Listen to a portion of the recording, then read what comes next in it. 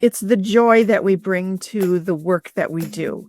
We begin every day talking about, let's make this a joyful day, not just for ourselves, but for the visitors, for the people that we serve. This is a learning place. We want people to learn, but we want it to be fun. We want it to be some place where people want to come back again, and we bring the joy.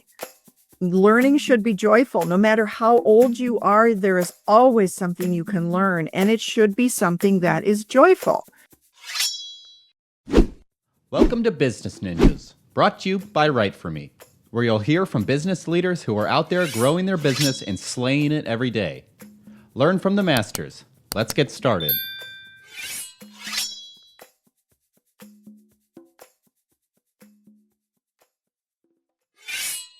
Hi, and welcome to another episode of Business Ninjas. I'm here today with Beth Demke, CEO at North Dakota's Gateway to Science.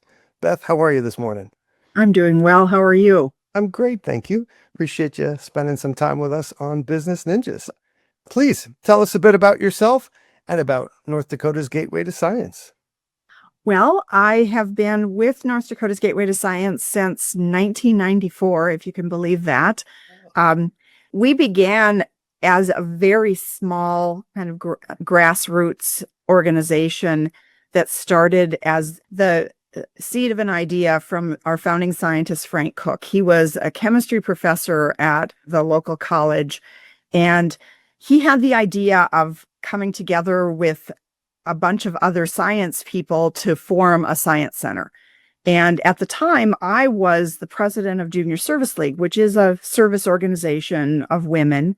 And our family, my husband and I had two small girls, and we traveled around the country, and we were visiting science centers and children's museums. And we kept thinking, Bismarck needs something like this. So when I heard what they were doing, and Frank came to one of our meetings at JSL, I thought, this is it. This is the way we could create this really exciting exploration place for children and families right here in our own community. I often describe this as the perfect partnership because I kind of would tease Frank. Scientists are not they're not good at organizing. They're great at what they do, which is science.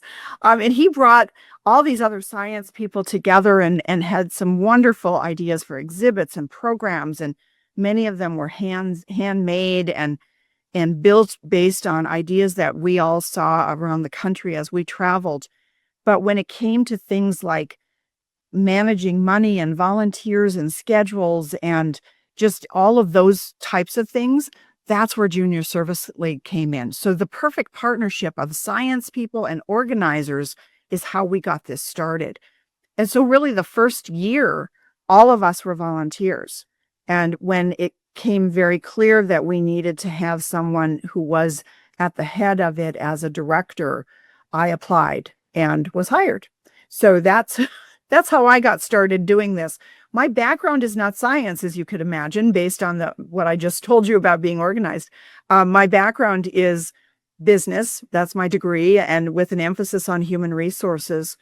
And for me, my passion is really helping other people find their passion. I love to help direct people into something that is going to be, whether it's a lifetime of learning, or I will sometimes see a spark in a kid's eye about something that they like to do, or even some of our staff, and direct them, because it's like, you've got something there. You like doing this. Let me get you further into that. Or you don't like doing that. Let's direct you to do something different. And so that's a little bit about who I am and how I got started in doing this. It's ironic that scientists don't have great organizational skills, because you would think, what is more judge them, but well, historically speaking, that is the case, right? And what's more important than organization in terms of order of operations and quantities? And, when you're doing an experiment, there has to be control. So it's kind of funny to me that organizational skills are down the list of priorities for scientists. I don't necessarily think of them as the most socially viable people. There's a reason they want to be in a lab with a coat on. Yeah. And organizing their experiments, absolutely. The larger organization of people and money and those kinds of things is really where we helped with that organization. I was certainly not setting up experiments. No, understood. What was the magnitude? What was the scope of your space when you began 30 years ago? Well, when we started, we were in a shopping mall. And if you remember, like the old Kinney shoe store is really where we were. It was a shoe store. The K was still on the wall when we moved in. And it was just a very small space. I think we had 2,500 square feet of space that included everything, even backroom space. And we made the best of it. When we moved the first time, it was 10 years after we had started in the mall. We didn't really gain any space. We gained some common space in a collaborative art and science center. In 2005, we moved into the High Prairie Arts and Science Complex that the Park District owned, and we helped them to purchase that building and worked with arts groups, theater groups, and so on. But we didn't really gain space in terms of our gallery space. Then we started to look at building our own standalone. All along the way, the vision was always to have a standalone science center that was much larger and would serve as a foundation for the statewide program that we have run from the very beginning. But it took time. And I'm proud of the fact that we have been very careful in our growth. We started small. We grew incrementally, but always sustainably. And when we decided to build, we made sure that we had the right partners at the table. We brought in the city, we brought in the state, the chamber, the CVB, all of the people that could help us to make sure that what we were doing was what needed to happen and would be sustainable. So we started in a 2,500 square foot exhibit space. We grew to a 14,000 square foot exhibit space in our current building. And the building itself is 43,007, and we manage it ourselves. And we fill it with 100,000 visitors every year. Oh. So, what we were planning is happening. We planned it very carefully. We made sure that it would be sustainable, and it is. And we also go out around the state and serve another 30,000 plus through our programs. We have 2 vans that travel all around the state and do what we call them STEM zones, but basically it's a STEM program that can unload and set up in a gym, in a school, at a library, in various classrooms, and create this exciting way of learning science, technology, engineering, and math. I love it. You're tipping some very important dominoes at an early age. If you pique the right mind at the right time, and the possibilities are limitless down the road for that person and for humanity. Think of the things that people can develop when they begin to understand and appreciate science at an early age. Now, you said you take up 14,000 square feet. What occupies the other 30,000 square feet in your building? We have some event space. So we have event space where we'll hold weddings, graduation parties, some of our own events. We have our fundraiser there, and there's just a lot of things that we can do. This morning, I think I mentioned to you before we got started here that we've got an outdoor explorium space now, and we have a preschool program that's meeting there. Today, we also have that preschool program will meet in some of our event space. We have a full education wing with 2 classroom spaces and a lab named after our founding scientist, Frank Cook. We have, of course, there's back of house. There's a garage where we can pull our vans in to load them.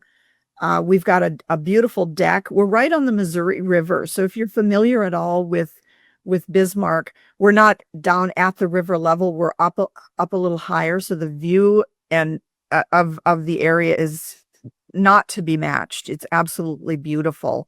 And the event space looks out onto that view as well. So it's just a very lovely building, lovely view.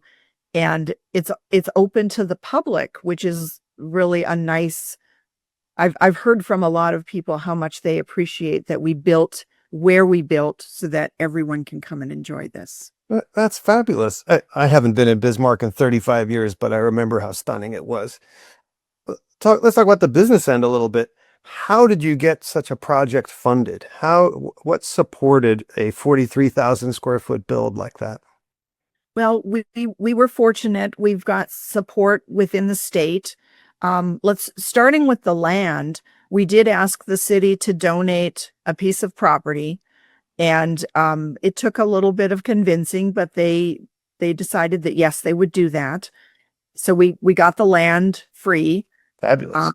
They donated it to the college because I asked them to, and then the college leases it back to us. We then got some support from the state back in 2013, and that gave us money to do the feasibility study and the, initial designs, architectural, and so on, so that we could then start to do our capital campaign. We had a massive capital campaign, and then we came back to the legislature and got additional funding to match what we had raised ourselves. So there was a lot of work that went into it, lots of grant writing and lots of meetings with funders. And then, of course, the sustainability side of it is corporate memberships. We do earn some money with our admissions and memberships, and renting out that event space helps, registration for programs and so forth too. Well, this all speaks back to your organizational skills. I don't think too many people in lab coats would have gotten a city to donate land and gotten corporate sponsorship and all the sorts of things that you're talking about. Well, like I said, perfect partnership. I couldn't have run a science center without the science people. So, it really took all of us together to do that. I have a fabulous team. We've got a group of 5 educators on staff now, some that work predominantly on site, some that do the statewide program and travel a lot. I am not the one doing those things. They are. So when I talk about we, it's the collective we. We go everywhere. And I am so proud to lead this team because they are just killing it. It's amazing the impact that we have. And when I go out into the community and across the state and am able to talk to people about the work that we're doing and the impact, I hear from people all the time about how their kids love coming here, or they had us come to one of their programs or their school, and what an impact that had on their kids. I love that. It's fabulous. That's Fabulous indeed. Now, at the end of the day, it's still a business. You got to keep the lights on. What differentiates you? I understand what the draw is, but what's making people come through your door? What makes you guys stand out from all the other attractions that people have at their disposal? Well, I like to think it's the joy that we bring to the work that we do. We begin every day talking about, let's make this a joyful day, not just for ourselves, but for the visitors, for the people that we serve. This is a learning place. We want people to learn, but we want it to be fun. We want it to be some place where people want to come back again, and we bring the joy. Learning should be joyful. No matter how old you are, there is always something you can learn, and it should be something that is joyful. So to me, that's a big difference in how we approach the work that we do. And of course, we take it very seriously. We're always very on top of how are we doing this in a very mindful manner. Our visitor experience is top of mind at all times. But let's bring the joy. Let's be joyful. I'm going to say it is unfortunate that is not a word discussed in many boardrooms in the context of business. And why not? I mean, right? And why not? Yeah. We all have to do a job. We all have to interact. We all have to share with other people. Why shouldn't there be joy in the process and at the end of the day? Yeah. Kudos. And the people that I hire, they have a passion for the work that they do. I mean, when we put out a hiring notice, we might get 10 people applying, and I can weed them out very quickly based on passion. If they don't have a passion for this work, they're not going to last long. They're not going to enjoy it. They're going to bring us all down. We need everybody to lift up what we're doing and to interact with the people that come in the doors or that are coming into our programming or that we're going out to see. It needs to be joyful. It just does. What's the typical age range through your doors? It depends on the time of day, believe it or not. In the morning, we see a lot of, I call them littles. It's the preschoolers and their families. They'll come in the morning before lunchtime, and then they go home for lunch and have their naps. In the afternoon, we'll see the older, kind of later grade school kids. In the evening, we have adult programming. So we'll see adults only. And we actually have adults that will say to us, please have adult only programming, because they want to enjoy something that they don't have to worry about kids around. And it's not because they don't have kids. Sometimes they do have kids. They'd like to come without their kids once in a while. And some of them don't have kids and they just would like to do something without kids around. So we see them all. We also see senior citizens that'll come as a group. Like a lot of times in the fall, we'll concentrate on senior citizens because the schools aren't doing field trips yet. In the spring, we see tons of field trips, and usually that's going to be grade school age through like middle school. Gotcha. Tell me a little bit about the pandemic and how you guys sustained yourselves. You're an in-person resource. It's a very hands-on type of thing. What did you guys do? How'd you keep the lights on? Well, we started out, first of all, we were only closed for 2 months. We're in North Dakota. Yep. North Dakota didn't close down like a lot of the country did. We were at that time, we were in a Parks and Rec owned facility and were required to close for a certain amount of time. So we did close for 2 months. During that time, we ran a face shield project. We have 3D printers, and I managed a 3D print project across the state where we found out all of the producers, we found out who could produce these. I managed the producers. We took in requests, and we would then match up producers with requesters that were in the same geographic area. It was awesome. And we had a funder that was going to fund a conference that we were participating in. And that, of course, that conference didn't happen. So I said, would you take that money and put it toward this project? And they said yes. And so that's how we funded it. And we made use of federal programs to keep people paid. So that's how we managed those 2 months. Once we came back, we are a hands-on place. We have always been very, very careful about keeping things clean, about keeping things sanitized, because we're a hands-on place. 95% of what we do is touch. So we made sure that everything was maintained that way, but we made it more visible. It used to be that you try to clean outside of when people are there. Cool. We made sure that we were doing that same cleaning, but when people were there, they could then see it. They could understand what we were doing. We made it very clear. We told people, this is what we're using. We double checked to make sure that our products were killing the COVID germs, so that it wasn't guessing. We're science people. We don't guess. We did the research. And then we masked, our staff masked, and we did distancing and all of the things. But and we were ready for long lines and so on. They came back in dribs and drabs. They didn't come back as quick as we expected them to, but that's okay. And then we also ran a STEM at home program. So we had little packets of things where people could come and pick them up. And then we had online filming of activities so people could do them at home. We just did all kinds of things to make sure that we were still top of mind. And when they were ready to come back to see us, then they came back. Excellent. Hey, again, there's that perfect marriage of organizational skills and science. And cleaning in front of people had to make them feel more comfortable to come through the doors and stay. Yeah.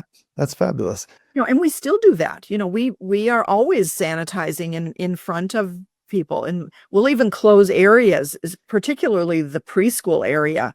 We will close it for sanitation, and people appreciate that. They'll go, "Oh, good. Yep. I saw the kids sucking on that thing over there. I'd like you to clean it." Hey, I've always had a real strong perspective. I mean,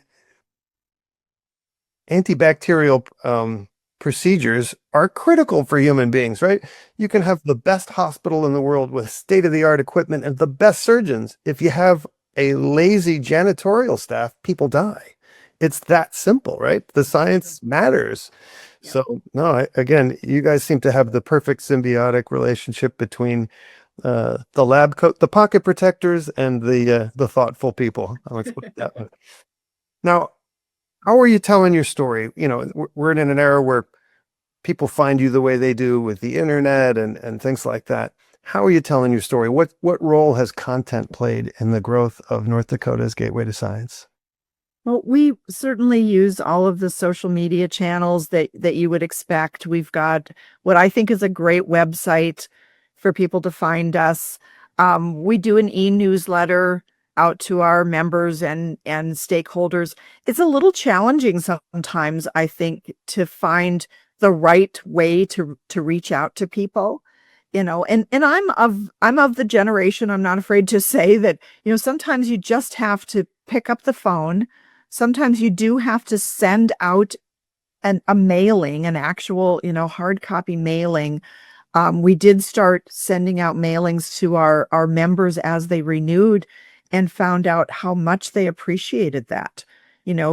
I've got grandkids now. They love getting mail, actual mail. Nobody does that anymore. So, we're getting ready to do save the dates on our fundraiser where we mail it to them, having something like that. So it's a balance of, that electronic and then also the more traditional. And it's not always easy. I try to do as much with our team that doesn't cost a lot, but there's a balance there too, because some things can get very expensive. And then is it giving you return on investment, or is it just costing more? Of course.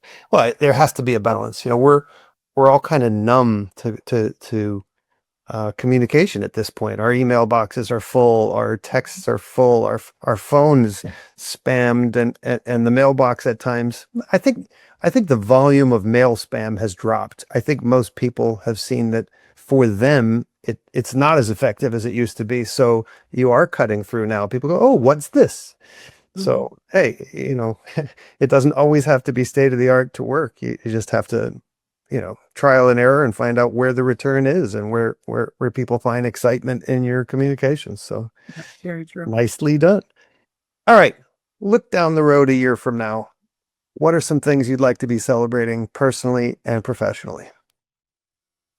Down the road, in about a year, I believe that we will be exploring whether to expand this building and probably making a solid plan. When we built, we did cut back on our original design.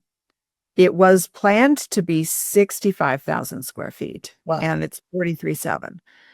We needed to do that in order to make it happen because of the pandemic, because of a couple of economic downturns in the North Dakota economy, which included energy and agriculture, our two largest industries. So in order to make it work, we cut it back.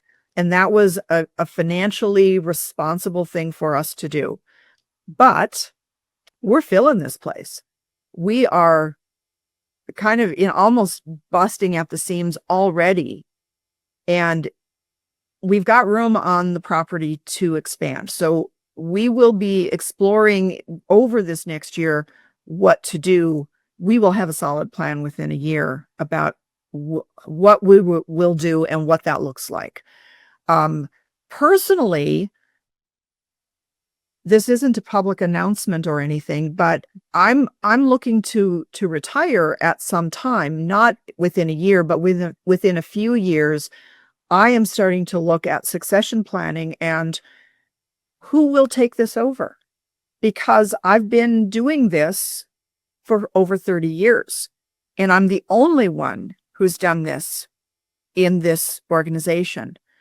I am very cognizant of the fact that sometimes that second person can be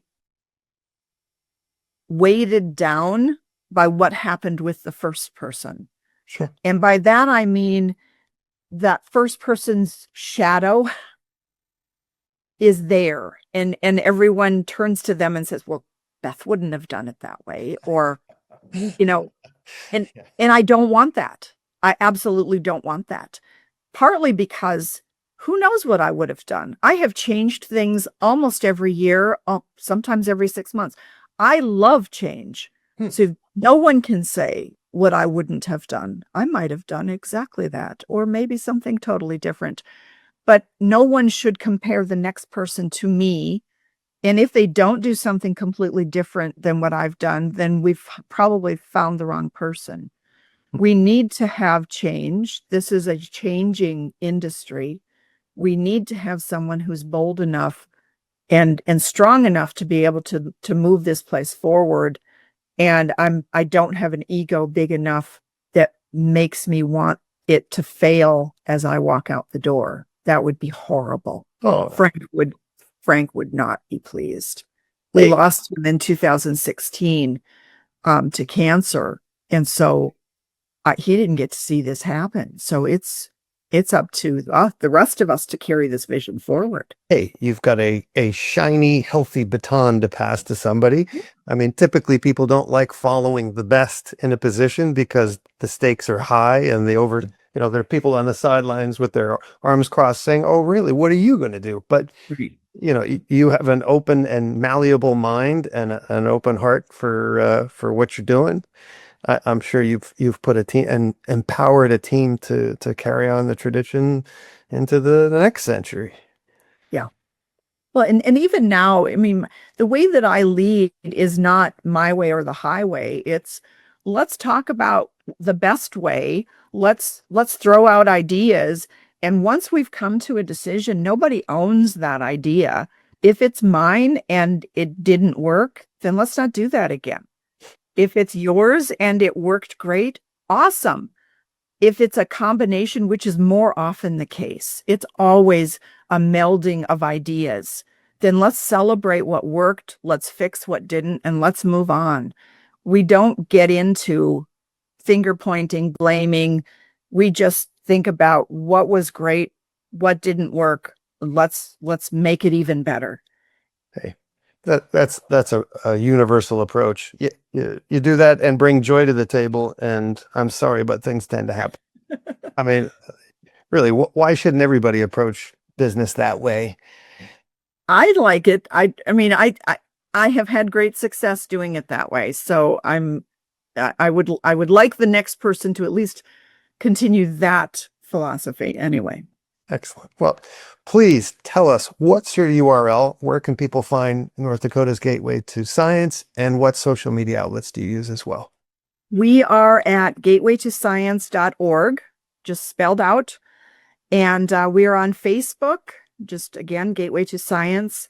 And we are on X, and it's Gateway with a 2 Science, and Instagram as well. Excellent. Beth Demke, thank you so much for spending time with us on Business Ninjas. Inspiring to say the least.